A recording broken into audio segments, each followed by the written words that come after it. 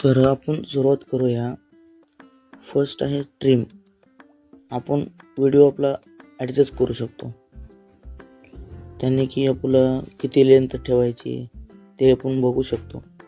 Second आहे effects, म्हणजेच effect आपल्या व्हिडिओमध्ये इफेक्ट यूज करू शकतो आपण, ज्याने की व्हिडिओ चांगला दिसतो.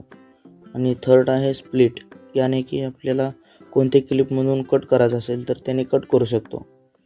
एक आहे कटआउट, ज्याने की आपण फोटो ॲड केला त्याचं बॅकग्राऊंड रिमूव्ह करू शकतो आपण. तर हे डिटेल्स महत्त्वाचे आहेत. आणि नंतर झालं हे ट्रिम. फर्स्ट ट्रिममध्ये आपण गेल्यानंतर आपली क्लिप आहे ना, तो मागे पुढे किंवा कट कमी जास्त ॲडजस्ट करू शकतो आपण, जसे की थोडं किंवा वाढवू शकतो आपण. तर मित्रांनो, मराठीत सांगतोय तुम्हाला, त्यामुळे ॲडजस्ट करून घ्या.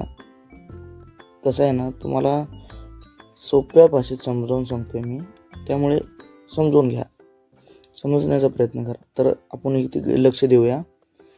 हा व्हिडिओ जे आहे ना, कमी जास्त करू शकतो आपण. नंतर इफेक्टवरती आपण अदर्स, म्हणजे जेवढे आपण क्लिप ॲड केली त्याच्यात व्हिडिओ ॲड करू शकतो आपण, ज्याने की इफेक्ट चांगले दिसतात. ते इफेक्ट ॲड करू शकतो आपण इथून. हे बघा मित्रांनो, बेसिक आहेत. खूप सारे ऑप्शन आहेत मित्रांनो तुम्हाला इथे, जसे की बेसिक आहे, बीट्स आहेत, ग्लिच आहे, RCB आहे, ब्लर आहे. आपण आपल्या व्हिडिओमध्ये ॲड करू शकतो ना. सर्व इफेक्ट आहेत, ग्लिच आहेत. सर्व इफेक्ट म्हणजे जसे की आपल्या क्लिपमध्ये चांगले दिसतात ते सर्व क्लिप इथून ॲड करू शकतो आपण, इफेक्ट यूज करू शकतो आपण. तर हे आहे म्युझिक. याच्यातून आपण म्युझिक ॲड करू शकतो गॅलरीमधून, टेक्स्ट ॲड करू शकतो, व्हिडिओ ॲड करू शकतो, फोटो ॲड करू शकतो, ओव्हरले ॲड करू शकतो. आणि याच्यामध्ये आपण मेन लीड आहे हे, आणि हे व्हॉल्यूम कमी जास्त करू शकतो आपण. तर हे सर्व महत्त्वाचे आहेत. हे पहिल्यांदा तुम्हाला शिकायच्या आधी सगळं जाणून घेणे जरूरी आहे, आवश्यक आहे तुम्हाला.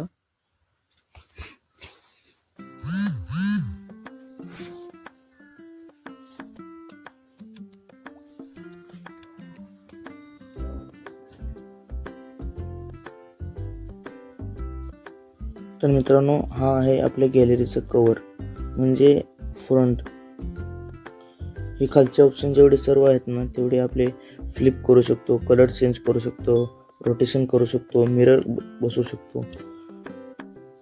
ते जसे आपल्याला पाहिजे तेवढे इफेक्ट आहेत, भरपूर इफेक्ट आहेत. ब्लर आहेत, मोसेस आहेत, अदर्स खूप सारे इफेक्ट आहेत, जेणेकरून आपण आपल्या व्हिडिओमध्ये कमी जास्त करून किंवा इफेक्ट ॲड करून सर्व काही मॅग्निफाईन, हे सर्व पेप ट्रॅक म्हणजे काय मित्रांनो, आपण एक क्लिप घेतो, त्याच्यावर क्लिक करून पेप ट्रॅक केले की ते ओव्हरलेला जाते.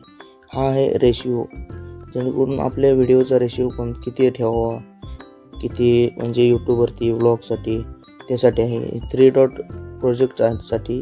आणि हा आहे सेकंडमधला, तो प्रोजेक्ट सेव्ह करण्यासाठी. आणि एकदम कडच आहे तो आपला एक्सपोर्ट करण्यासाठी.